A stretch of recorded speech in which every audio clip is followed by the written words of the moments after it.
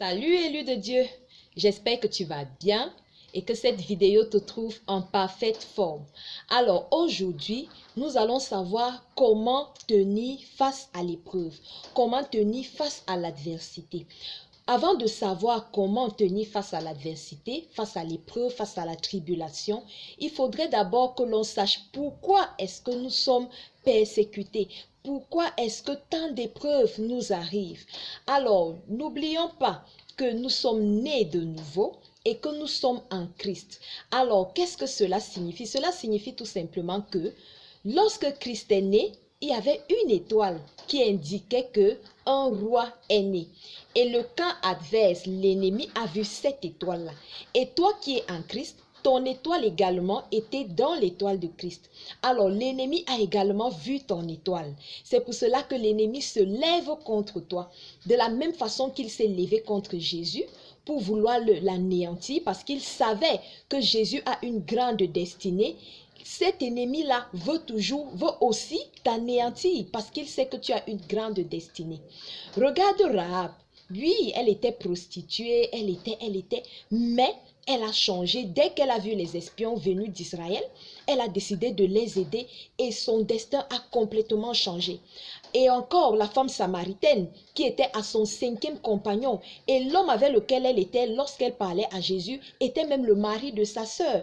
Mais dès qu'elle a rencontré Jésus, elle a pratiquement changé, elle l'a changé et elle est devenue évangéliste. C'est elle qui est allée dire à tous les autres Samaritains, venez voir, j'ai rencontré un homme qui me raconte ma vie, qui sait tout de moi.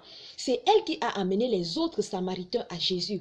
C'est pour te dire quoi? C'est pour te faire comprendre que toi également tu es choisi. Jésus est la porte du royaume des cieux, mais toi tu es celle ou celui qui doit amener les autres à Jésus. Tu es sûrement la première dans ta famille qui va apporter la stabilité dans les mariages. C'est pour cela que depuis tu te bats, mais tu n'arrives pas à te marier parce que l'ennemi se lève contre toi. Il sait que dès que tu vas te marier, ça sera la fin du célibat dans ta famille parce que tu vas te lever dans la prière, parce que tu combats pour toutes celles qui n'arrivent pas à trouver le mariage dans ta famille. Et à partir du moment où toi tu seras marié, ce sera la fin du célibat dans ta famille. Tu as peut-être à cœur de faire un projet concernant les finances qui va faire en sorte qu'il y ait beaucoup d'argent pour financer les projets. Mais tout ce que tu fais rate. Dès que tu entreprends un projet, c'est l'échec. Tu fais faillite. Ne te décourage pas. C'est parce que l'ennemi sait qu'une fois que tu auras percé, c'est toi qui donneras l'emploi aux autres. C'est toi qui seras la source de revenus de beaucoup de personnes dans ta famille, dans ta région et même dans ton pays. Ne te décourage pas. L'ennemi se lève pour te détruire parce qu'il sait que ton étoile brille, parce qu'il sait que tu as une grande destinée.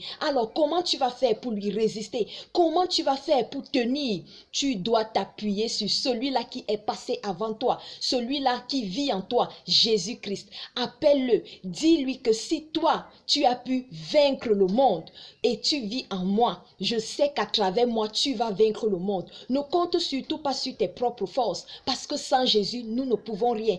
Appelle-le, dis-lui qu'avec toi, je vais vaincre. Je sais que tu es en moi et que tu es plus grand que celui qui est dans le monde. Tiens bon, la première chose, c'est de tenir ferme dans le Seigneur, d'accord? Appelle-le à ton secours. La deuxième chose, c'est de tenir à sa parole. Reste dans la parole. Lis sa parole, médite sa parole et regarde les exemples que tu as. David était celui-là qui était rejeté par ses frères, rejeté même par son père. Personne ne croyait en lui, mais parce qu'il avait une grande destinée. C'était parce qu'il avait une grande destinée. Il était destiné à devenir le roi d'Israël. Malgré le rejet de ses parents, malgré le rejet de sa famille, il a continué à se confier à l'Éternel et il est devenu roi d'Israël. Regarde Joseph, rejeté par ses frères, trahi par ses frères. Il n'était même pas le plus grand, il n'était même pas l'aîné, mais c'est lui qui avait une grande destinée. C'est lui qui devait sauver tout Israël de la famine.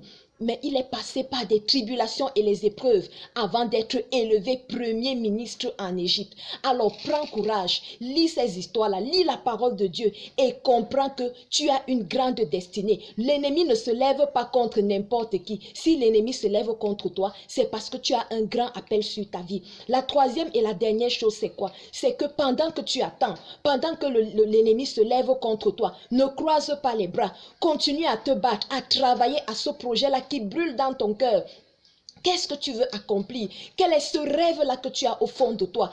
Informe-toi, cultive-toi, cherche déjà les moyens d'y arriver. Par écrit, note, mets tes idées, mets tout ce qui te passe par la tête, mets ce qui te vient à cœur, mets ce que le Saint-Esprit t'inspire, écris, mets de l'ordre, ordonne, fais en sorte que ce projet-là devienne réel et au moment opportun, au temps convenable fixé par Dieu, tu seras révélé au monde entier. Continue à travailler dans le secret. L'Éternel te voit, il te soutient, il combat pour toi et tu vas sûrement réussir. Voilà, j'espère que cette vidéo t'a fait du bien. Si c'est le cas, n'hésite pas à la partager et surtout, n'oublie pas, celui qui est en toi est plus grand que celui qui est dans le monde. Shalom.